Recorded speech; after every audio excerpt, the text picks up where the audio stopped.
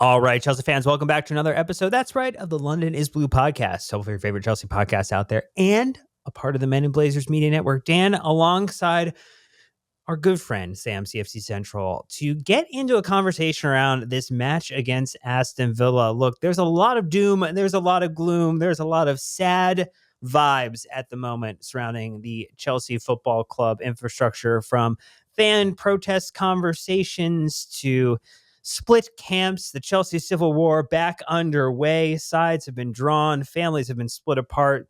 Sam, we're just going to try to preview a match here. That's really what we're going to nail down in this episode.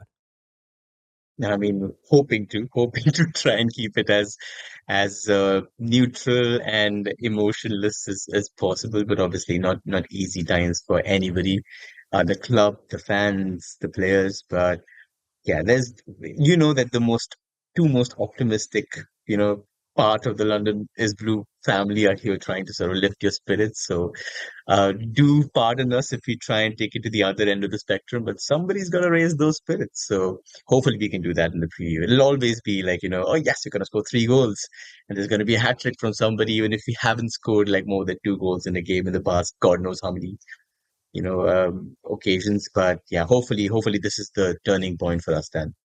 Well, look, it'll either help people raise their spirits or raise their pitchforks. And we just can't determine what the end outcome for an individual is going to be based upon listening to this episode. But as we always kind of set the stage, this is a match preview. So we're going to take a look at how Aston Villa have been playing, what's going on with their recent run of form. We're going to then get into a conversation around where some weaknesses or some ways that Chelsea, Maresca, and the players can take advantage of those opportunities, of those weaknesses that are presenting themselves. Then we'll flip into maybe some key decisions. Sam likes to flip the script, ask me a couple of thought-provoking questions, and then we make some predictions, which unfortunately have not been highly accurate over the last couple of matches. So this is our opportunity to turn the tide, just like we hope the men's team will this weekend. But before we do that, we always like to thank you, the wonderful listener who helps supports the podcast. You can do so, as always, with a 5-star review on Apple Podcasts and Spotify. That's always appreciated. Sam and our good producer, Jake, do a ton of work to make sure that all the content ends up on YouTube. So if you haven't already, go subscribe to the YouTube channel. If you see a video there, or if you're watching there, hit a like, leave a comment, hit that bell icon to get notified. That helps us grow the channel and connect with more, hopefully like-minded and even-keeled Chelsea supporters where we can find them. And then you also can sign up for our free weekly newsletter. The London Blue Dispatch comes out every week, written by our good friend Sam, who you're listening to alongside me. And then you get involved in our community in a free or paid capacity. It's in Discord. Links for all of those things are in the show notes or the YouTube channel description for the show. But that's all the admin out of the way. So as we think about it, Aston Villa, their team playing in European competition, a more elite version of European competition right now than Chelsea Football Club, Sam. They are a team that, yesterday, in the Premier League had a nice little 2-2 draw against league leaders Liverpool. They've had some interesting results. They had the 1-1 draw, though, before that against Ipswich Town. They did beat up on Tottenham 2-1 in the FA Cup to advance. And they've had a lot of draws, lost to Wolves. Like, they have had some really wonky run of form recently. They do sit ninth in the Premier League table at the moment.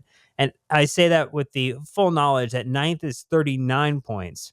So they're only 4 points behind us, sixth place to ninth place on the Premier League table. So even though when you say ninth, that is not as far away as you would actually think, based upon the fact that this one match, if they win, could bring them within 1 point of us. And if we were to win, that could put us back up into top 4, top 5 position, depending on how the weekend's results go. So critical match really for Aston Villa and for Chelsea at the same time. Yeah, and a lot of similarities, to be honest, Dan, in terms of how the trajectory of the season has gone. A lot of frantic looking around in January, also in terms of reinforcements, because they had an injury crisis of their own and suddenly wanted Axel Disasi, got 2 attackers on loan, which is quite unheard of in a Premier League season for a side that's competing for top 4. So also a lot of other stuff that we'll discuss later on in the podcast. But just to say, Dan, they started off very well in the season. I think their form in the first, just initial half of the season, initial third of the season was really, really good. So only one loss in their first 13 games, and then suddenly hit a very similar slide to what we've experienced in recent times, and they basically just failed to win in their 8 games after those 13. And then injuries have hit them hard. We'll discuss the nitty-gritties of those later on. But I think all of those factors combined have sort of put them where they are. They're a better side than their position suggests, something that you can also probably say for Chelsea. So probably meeting them at an opportune time. I mean, they will have less than 48 hours in terms of, just about 48 hours in terms of their turnover from the game against Liverpool to us. So hopefully Maresca's had some time to dissect what's gone wrong in the past games and try to sort of come up with solutions to address that. We've had an injury crisis of our own, but yeah, the best solutions often come from inside. So hopefully there's one last trick left up the sleeve, and we can turn our season around. That would be ideal. And as we kind of, again, we talked a little bit about their form, their home record, much, much better than their away record 6-7-1, 25 points. Away record 4-6, 14 points. They've scored 37 goals in the league, allowed 40 goals in. So a -3 goal difference at the moment. They do have a fair number of players injured, including Ross the Boss Barkley at this moment. We do have the fact that Axel Disasi is on loan there through the end of the season, so he's not eligible to play. But they have a couple other key injuries and players that we even talked about last time, Sam, that we thought, being unavailable or maybe being a little bit injured might not have a big game, who did step up for them in our last go. Yeah, absolutely. And a couple of those same players have sort of had injury issues. So one that I'm looking at is Boubacar Kamara, who actually made a return from injury, looked very, very good. I saw him a lot. I think he was playing in France before he came to Villa. It was looking like an excellent defensive midfielder. Um, Provided Villa the kind of impetus they needed in the middle of the park next to Tielemans. I think he's unavailable for this one. At least that's what the injury chart suggests, which is it's a huge miss for them in terms of their midfield dynamics, because John McGinn is not really that player that he used to be. Still very good, but not really the ideal player that he used to be. Pau Torres, their big centre back signing, somebody who provides them that progression from behind, great carrier of the ball, lovely passer, both injured. So that's again a big miss. Amadou Onana, we talked about Chelsea being linked with him. He was also sort of a big doubt for the last game and eventually made it. But somebody who provides that amount of steel also adds to their set piece threat both ways. So I think those are three big absentees. There's one other, Ezri Konsa, and this one's a doubt for this game, but in particular is quite an important one because Villa don't have centre backs. The only one that's fit is Tyrone Mings, and the other one that's fit is Axel Disasi, who's basically ineligible to play against us. So if Konsa does not make it, then they essentially have to figure out secondary solution to play somebody there. And they've played Camara there, who's defensive midfielder. So if Camara is out, they will have to figure out an even more dire situation, which again plays right into our hands. So, big injury issues. Leon Bailey, I believe, is fit. He appeared against Liverpool, did quite well. But we look at our injury list, Dan, and it's equally abysmal. It just looks like we're back to last season. Key players missing again, and a lot of them flagging as well. I think fatigue and essentially conditioning, physical levels have been down in the dumps. So yeah, just two good teams probably playing each other with suboptimal personnel, if I could look at it that way. A suboptimal personnel for this match. Not super ideal, especially considering the fact that Nick and I will be in New Orleans enjoying ourselves, hopefully, with the Chelsea win alongside the carefree Louisiana group as a part of their Blues Day element there. So, hoping that we'll get a chance to do more celebration than commiseration, rather, over a loss or draw in this match. But look, we're going to get our first ad break out of the way. When we come back, it's all about what's going on with the Villa style of play at the moment. We talked a little bit about a couple of those key injuries, how that impacts their ability to play, and what Unai Emery and team might have in store from Maresca, as well as those weaknesses that are showing in their form and in their match results. So we'll be back after one break. So stay tuned. Be right back. Okay, Sam. So as we get back into it here, as we talk about how Villa have been playing, they had a really great run. They were carrying some of that last season form into the start of this year. And then they had the same thing that happened to us happened to them, kind of.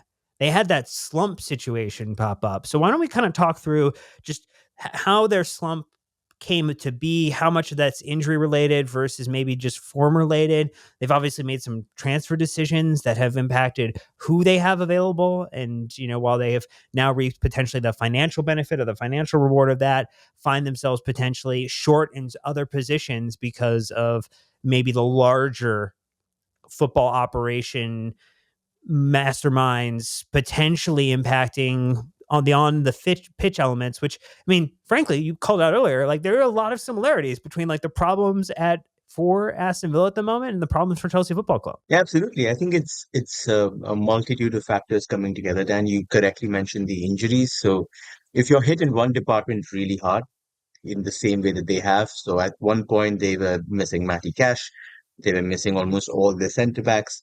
Luka Dean had his like injury issues in the past, so he's also not that reliable in terms of his availability. I think he's been more or less there, but they're just in defense. There's been a major issue, and I think that's hurt them really bad.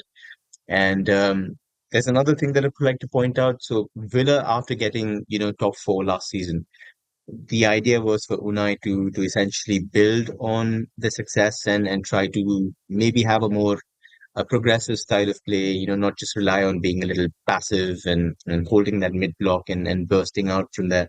And that they've tried to maybe like up their possession ante a little bit, try to get their goalkeeper involved. So if you look at their playing style right now, which we'll discuss later on, it's Emi Martinez is also sort of joining build up, something that he's not really good at, something that he hasn't done in the past for either Argentina or his previous clubs. And then you can see the most amount of errors leading to shots that have been conceded by a Villa player are six, and that's by Emi Martinez. And the next is like Yuri Tielemans with three. That's half of that amount. So the goalkeeper has been asked to do something that is suboptimal. Centre back partnerships are moving around, like sort of not really having the time to gel and become one unit. Personnel playing out of position. So I think that's the big takeaway for me. And also the fact that the big bid came for John Duran, and they essentially just sold a guy who was notching up good goals. You look at their numbers, and there are obviously two guys in there, Ollie Watkins and Morgan Rogers, who've got 10 goal contributions. But Duran was there with like 7 goals from 4 starts, which is invaluable in the Premier League, and they essentially had to move him on. And they also had Jaden Philogene, who was looking very good in the championship, had to move those two guys on and essentially get Marcus Rashford and Marco Asensio in the Jan window. So both have started off like a little bit of flash here and there, looking quite optimistic, looking better than they did at their last club. So which is encouraging for them. But I think then overall it's just been having to do transfer business when they didn't want to, losing out players to injury, and sort of like a little bit of what is our next step from a top four club? Like where do we go from here? Sort of putting a little bit of pressure on them. And any other kind of things within that, that style of play, things that have worked well for them, or things that you maybe just give you the most fear of that grouping? I mean, I think there are things you kind of walked through, but what kind of gives you the most fear as relates to how they play and how that does not match up for us well? Yeah, I mean, Unai is somebody who relies a lot on being very compact out of possession. You look at all his teams, you look at all the major performances that his teams have provided, say, Villarreal against Bayern Munich, even Aston Villa against Bayern Munich. It was just being very disciplined out of possession, being very narrow, and essentially sapping all space from those crucial zones, waiting for you to make a mistake in those central areas and then attacking you with the speed of Ollie Watkins and Bailey and all those quicker guys, Morgan Rogers running at you, and that's when they really hit you hard. But if I were to compare their playing style to earlier on in the season, it's essentially the same, Dan, like with minor adjustments. It's still a 4-2-3-1, like a very narrow 4-2-3-1 that looks to just be very compact, very narrow, even in possession, out of possession. Sometimes when you look at their wingers, they're not even holding with. Rashford obviously likes being touchline, but you'll see Bailey or McGinn or Rogers, whoever plays on the right side, essentially come into the half spaces, hold minimum width, become very narrow. So Asensio is also somebody who does that. So it's a very narrow setup by default, and they'll try to essentially create those pressing traps in the central areas and get you to make mistakes. In midfield, like we mentioned, Onana is quite a huge miss, but Kamara was somebody that looked like he was going to bolster the midfield. He's out apparently for this one as well. Tielemans has improved. He's looking very, very good as somebody who does essentially everything from between those two boxes, but can be a little vulnerable in transition because he doesn't really have the ideal midfield partner. That has rotated between, I think, John McGinn and a couple of other guys next to him. I think Bogart is somebody who's a young Dutch guy who's popped up. I've seen like one game of his, look pretty okay. So yeah, he'll probably be, trusted there in that position. So it'll be interesting to see how the midfield dynamics work. But in general, it's looked pretty good. Um, in terms of the out of possession shape, almost the same, Dan. It's like still the 4-4-2. Something that they'll try to do is they'll get Rogers and Watkins to protect any passes into Moises Caicedo to Enzo Fernandez or Cole Palmer. And essentially, when you're looking at how that matches up against us, it's uh, taking away what we really like to do. You want, Maresca's side to essentially find those gaps for Palmer to find those little interchanges in the middle and try and make any kind of inroads in the Premier League. When it comes to through balls, we essentially lead the charts. We're very good when it comes to creating inroads from central zones and central areas, and that's what Villa will try to negate. They'll essentially try to be compact there, and the moment they win the ball, then they'll try to find their wingers. They'll try to find those fullbacks, which obviously Maresca's system differs because the fullbacks don't offer any kind of thrust out wide, while Villa's fullbacks and their wingers will automatically go out wide, try to offer you those double player combinations, and essentially try to create a little bit of havoc. So that's going to be quite good. The reverse fixture, Dan, what worked really well for us was that Levi Colwill was on Morgan Rogers, and essentially Rogers was playing as the number 10, and Colwill was following him as deep as like the Villa penalty box. And there were a couple of tackles that he made there. And I remember, I think there were 10 or 11 touches that Rogers had in 52 minutes, of that game. So essentially just like hacked him down at every opportunity, squeezed the space away from him. And if Colville is starting this one, then probably asking him to do a very similar job on that, mark him extremely tightly, because when Rogers finds space, then trouble sort of starts brewing. Watkins, we know when he came up against us, I think he was on 4 goals, 5 goals, and then he's essentially gone to 12 after that.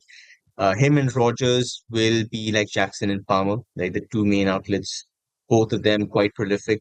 Watkins is allowed all the freedom to roam. He will drift to the side, he will pick those gaps. And the moment Watkins drops and drags out one of the centre backs, then he's basically Rogers going to try and run in behind for a ball over the top. And that's where I think, Dan, again, another problem happens. We've seen how a centre back pairing has looked, any pairing for that matter. You take Colville Tosin, you take any of the other guys that have stepped up and how they've looked in terms of communication, in terms of how they deal with threats. Not really very optimistic in terms of how it's going to be against two very, very good forwards. So that's one that I'll earmark in terms of Rogers probably breaking free with a run over the top, or Watkins creating havoc there. And the last thing I'd probably want to add there is the fact that they are the best side in the Premier League for attacking set pieces. They're tied with Arsenal at 11 goals. So very good in the air, very good in terms of corners and set pieces. So generally have to be careful from it. And so yeah, just a very well organized side that loves picking up goals from mistakes. And it's just a side. It's just a game between two sides that like playing narrow, that like making mistakes, and have centre backs that are essentially not in the form of their life. So it'll be very interesting to see how this game goes. Yeah, it maybe doesn't give a lot of people the most confidence when they see potentially the 2-2 draw against Liverpool recently. I mean, we had had better form against them, though we said that about Brighton, and then Brighton decided to beat us in 2 matches in under a week with a very unfavorable aggregate scoreline to us. We did beat them 3-0 in December. We had a 2-2 draw against them in April of last year and last season. We had a 3-1 victory in them in February last year in the FA Cup. We had another FA Cup match against them in January, which was the 0-0 draw that preceded that match. And then the two matches prior were losses, 1-0 and 2-0, respectively, in September of 23 and then April of 23. So if you go back a little bit, I mean, we have lost against them recently. We've drawn against them more recently in the last 5 results than we have in the last like 20 matches. But yeah, it feels like anything could happen here. Why don't you go through a couple weaknesses for me, though, to get us some confidence back, to build a little bit of the positivity we maybe mentioned at the beginning, so we get a little bit of the positivity out there versus, as we mentioned before, the pitchforks.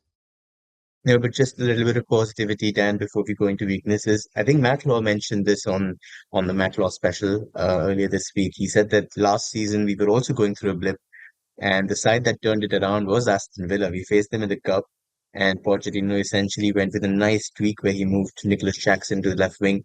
And I think this was a game where Enzo Fernandez scored that free kick, took off his shirt, and pointed to the ground, saying, "I'm staying." And that's when like things started sort of falling in place, and a young side that were making a lot of mistakes got their act together for the last 7-8 games, and essentially we got to a respectable position where it didn't look like we would get there. So hopefully this is the turning point for us again, Dan. I know, poetic justice, I hope, a little bit of uh you know poignant reference there, parallel for the universe to make right. So I'm keeping my fingers crossed. But in terms of weaknesses, I would say that injuries are a massive hit. Defense is, like I mentioned, the one that is what I'm looking at. All the guys that are there at center back can be exploited. I think even if Konsa makes it, he might not be in ideal shape or ideal sort of match fitness to sort of come up against somebody like a Cole Palmer. So hopefully you can take a lot of advantage in that situation. The second, obviously, is something that you pointed out. They've conceded 40 goals this season, which is the sixth highest in the Premier League, which is quite astounding. Only one team has committed more errors leading to shots than Aston Villa, and that's Southampton. So Aston Villa second in the Premier League. The big problem is that Chelsea are third in the Premier League and right behind Aston Villa. So it'll probably be, mistakes leading to goals, or the team that doesn't make a mistake wins. So that's something that probably you can capitalize on Villa's tendencies to try and play out from the back. There is a lot of nervousness, a lot of unfamiliarity in that back line because it's quite a rejigged operation. So hopefully a little bit of pressure will tell if you apply it well. The third is the fact that they look very weak in defensive transition. So we mentioned this, Dan. What makes Maresca's system on paper at least more secure than what Villa are trying to do is that when you do try to remain central, you've got both your fullbacks holding a more conservative role. One is a centre back, and the other is essentially somewhere in midfield or in the half spaces, offering a little bit of central security. For Villa, it looks like, especially in some specific game situations, both the fullbacks bomb up. So Dinia bombs up on the right side, Cash is bombed up, and then essentially try to provide some crosses, get into the box. So there's a lot more attacking thrust. There's a lot more um, support to the winger on that side, which is something our wingers have been crying out for. But on the flip side, it makes your rest defense very, very uncomfortable. So I do believe that if you try to target Villa's transitions down the left, like if the moment if you try and win the ball and you try to figure out if you can get one of your players wingers on the wings to run at one of their center backs, that can be a big issue for them because Tielemans can be a little iffy when he has to track. Their wide center backs aren't brilliant at defending out wide. So in those particular situations, I think you can definitely do a lot of damage. The fourth point I'd like to say is that they've conceded 30% of their goals this season after the 75th minute, which is, I believe, one of the, if not the highest tallies in the league. So it's especially when you're begging for your side to do well in the second half. I'm hoping that the team knows this, that Villa are particularly weak closing out games. So if you're trailing by a goal or, God forbid, you're level, then try and make you know amends. There's enough time to make a dent in that particular result and go grab one, maybe two goals in that latter stage if you can. And the last point is probably like individual in terms of what I'd like to focus on. Marcus Rashford. not very good at tracking, somebody who doesn't like doing the defensive work at all. And Digne is somebody who likes pushing up. So the left side, Dan, for me, is where you can get, where you should be targeting where you should be targeting Aston Villa in particular. The moment you win the ball, try to get somebody, if it's Pedro Neto on the right hand side, try to get him the ball in that pocket between Rashford and Cedinha, and try to get him to run in that space against Tyrone Mings, and you might create an issue. So that's one that I'll be keeping a very close eye on.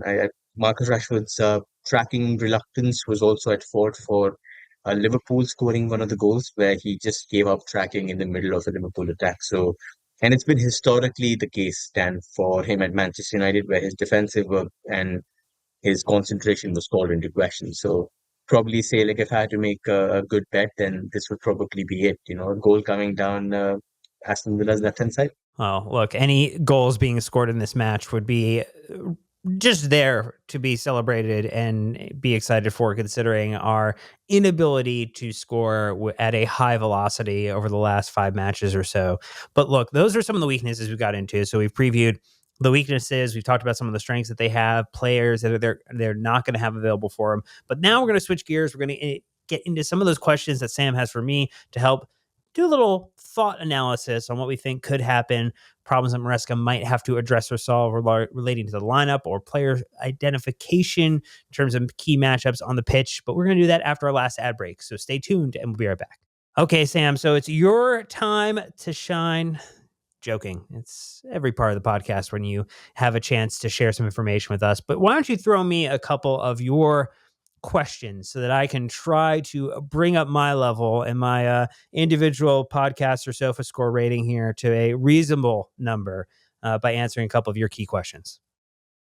You always do a great job on this section, so I have no doubt you're going to be fantastic. But to put you under the spotlight, I'm going to pick out a couple of things that you said in your last podcast. I think it was the Brighton review. Oh, we don't need to go there. No, we don't need to go there. We should just leave that one. We should leave that one dead and buried. No, well, you did mention a very salient point in terms of saying that there were 64 shots taken by our front seven players in their last five Premier League starts combined. And you did mention the worst of them in terms of, you know, shooting quantity and in terms of just providing goals or assists was Jadon Sancho. Now that you have Noni Madueke who's out, now that you have Mudryk who's not available, would you start Jadon Sancho on the left-hand side, or going by Tyreek George's cameo, are you finally saying this is your time to shine? What are you doing if you're Modesto? So I think the question is how many youth players will he trust in an individual lineup? And I think this is where maybe the challenge is going to be. I mean, he has a familiarity with Jadon Sancho that goes beyond his time at Chelsea Football Club, whether that is a positive, average or unfavorable view of him as a player that's not necessarily something that we know necessarily at this exact moment how he exactly feels about Jadon Sancho. But he said a couple of nice things about Tyreek George. He's given him some minutes. Would I like to see him start? Yes, I think that would be a really great opportunity for him to try to prove that there's a little bit of a meritocracy here. If you're taking shots and you're not converting, you're not necessarily getting any type of volume of shots. You need something to change there. And we've tried things like changing some of the personnel on the pitch to do that. We've tried substitute appearances versus starts. We've tried earlier subs versus later subs. Things just don't seem to be working at the moment. And so I would love to see Ty get an opportunity. I don't think it's going to happen though. Like, just to be very frank, like, I think he will go with more senior players because whether or not Enzo Maresca is going to broadcast it, he is in a hot seat moment at Chelsea Football Club. He has eventually, put us in a position here where, through some fault of his own, through some fault of the sporting directors who have given him the tools or lack thereof to be able to run this team into the top 4, top 5 easily with the quality personnel we have, and the club in terms of having the financial wherewithal and even a front kit sponsor or lack thereof rather, where he's the face of Chelsea Football Club at the moment. So the question is will he be able to step up and make bold decisions And this could be one, could absolutely be a defining moment decision here if he trusts a young academy player who potentially rewards that trust with a better performance than what he's seen out of some of these senior attackers we have in the squad. I just don't know if he's that bold. I think that's just my view on it. I would love to see it happen. I don't think he's that bold. What are your thoughts? Yeah, I think I completely agree with you. I do think that a lot of managers that come to Chelsea and suddenly find themselves in the hot seat generally don't make those bold, adventurous decisions, unless obviously you have an exceptional case. I do believe there is a good chance that Southampton might be the game where we see him start. I think we've seen the fact that he's tossed Mark Guiu in important games up front. So maybe he isn't averse to trusting like teenaged attackers in their positions and saying, show me what you've got. And he will have to manage his squad for the last 14 games of the season. Hopefully, like that many, if we make it to the end of the Conference League and essentially win it. But I completely agree. I feel like he might play it safe, just try and keep his senior player happy and go with Jadon Sancho. And obviously, you didn't mention the history there, so that adds a little bit of color to what you said. But essentially agreed on every single point.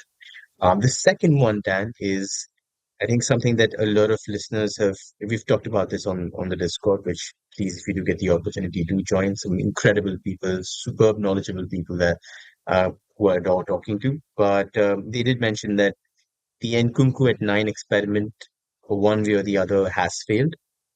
And Manesca keeps insisting in terms of Are you trying sure? some I feel like we iteration could of try another 90 minutes of it and see what happens and it. just give us additional information to prove that it does not work. I mean, as a fellow gaming enthusiast, I do feel like Voss's dialogue from Far Cry 3 is very apt here. Do you know what insanity is? Generally just doing the same thing over and over again. And yeah, I mean, it's failed. For me, in my opinion, it was never an option and it shouldn't have worked. But obviously, with the injury crisis, do you think Maresca has any options other than playing in Nkunku up front? And if so, what would you do? We talked about this a little bit. I am kind of curious about, does he potentially do something like the Cole Palmer as the nine, the false nine? Does he potentially put someone like Pedro Neto up there? Those are the ones that maybe are probably more interesting to me, and maybe you shift. And again, I don't think he's meant to be a left winger either, or a right wing individual. I think he's definitely meant to be that right behind an individual striker, and maybe you could kind of create something there. But I think it's the only type of scenario to me that makes sense at the moment for him is, can you potentially give him a partner up top that he can work with? I just don't think Cole Palmer is the right false nine partner.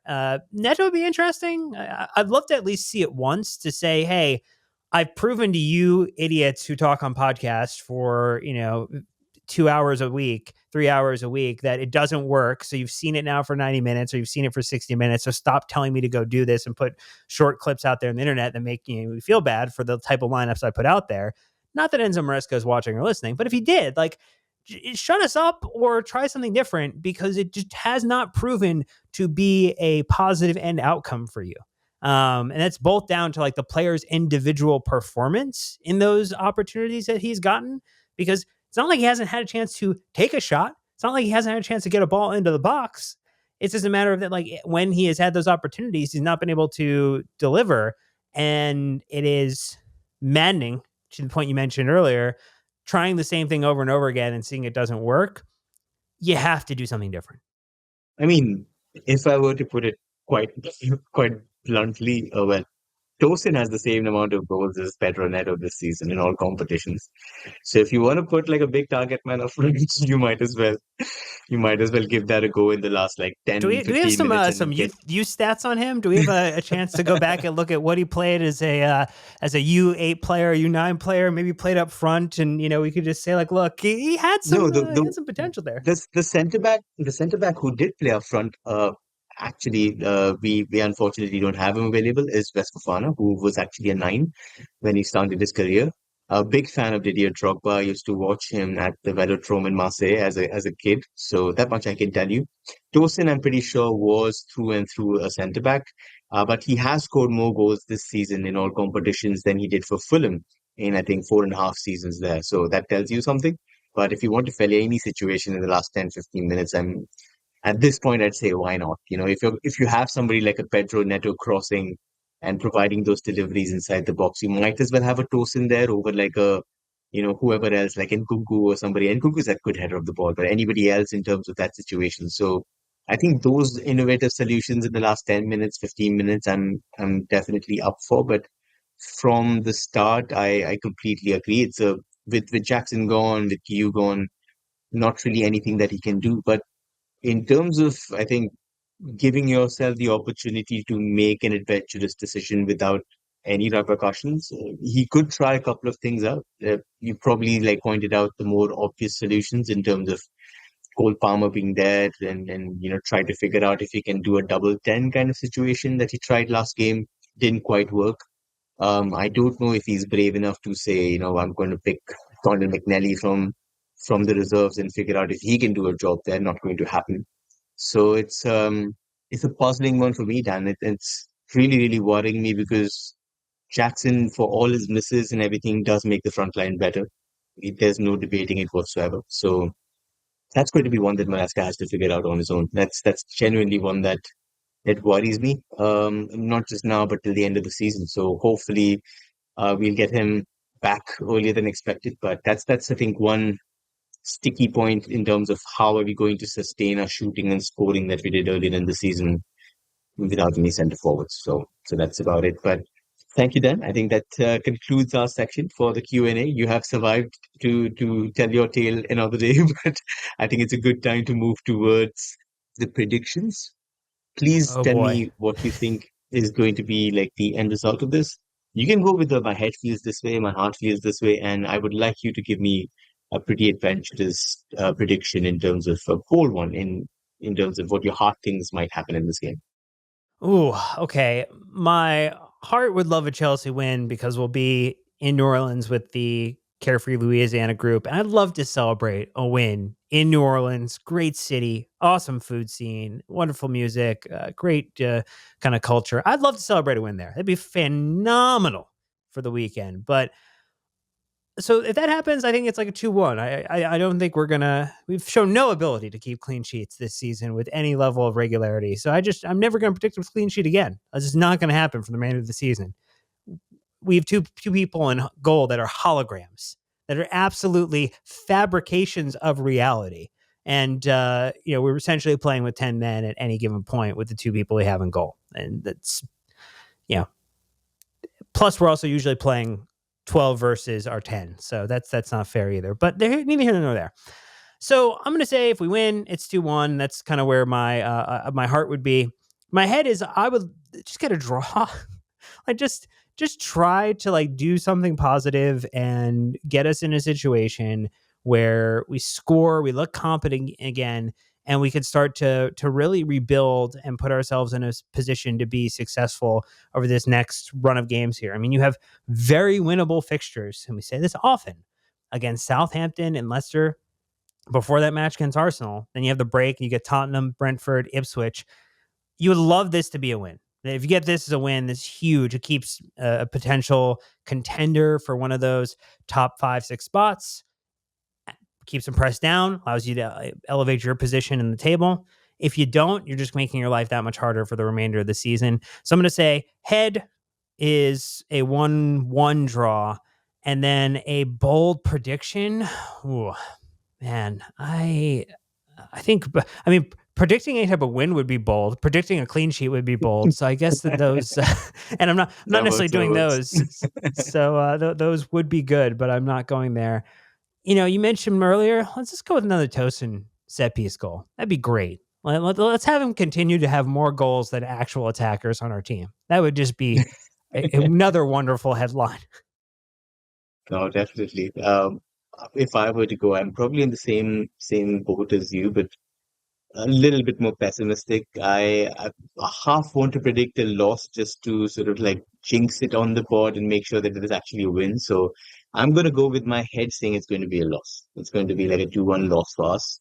I hope that the reverse jinx works and we end up like firing them for 4 or 5. But it's a rut that I haven't seen any solutions, like very tangible solutions from Maresca. I don't think he's figured out, at least on the pitch, in terms of how he's going to navigate the injuries, if he has an alternate solution to make it work. The players seem like they're losing conditioning, not running enough.